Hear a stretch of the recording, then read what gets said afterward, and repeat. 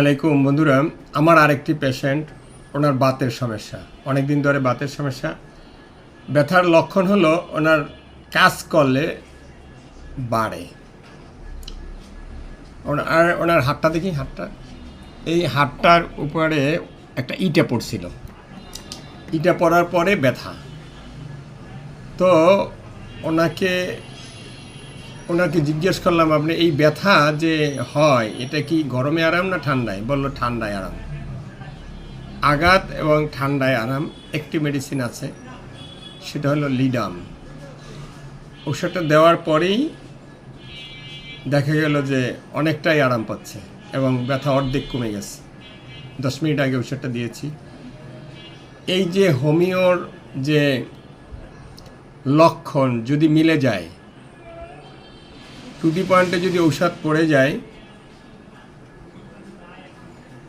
সাথে সাথে কাজ করবে, কারণ এটা সেন্সিটিভ নার্ভে যায়, সেন্সিটিভ নার্ভ থেকে কাজ শুরু করে। এজন্য সাথে সাথে, এবং আমি আশা করি ইনশাল্লাহ সম্পূর্ণ ভালো হয়ে যাবে, সম্পূর্ণ ভালো হবে।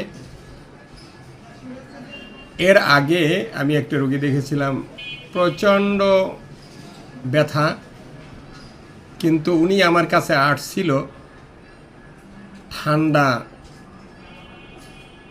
ন্যাকড়া বেঁধে আমার কাছে আসছিল।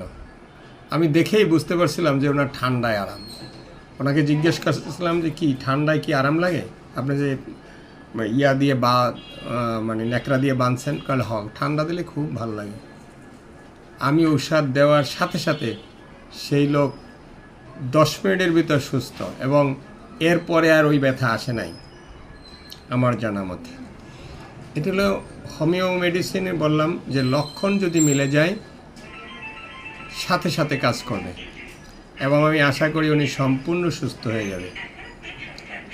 আসসালামু আলাইকুম, অসংখ্য ধন্যবাদ।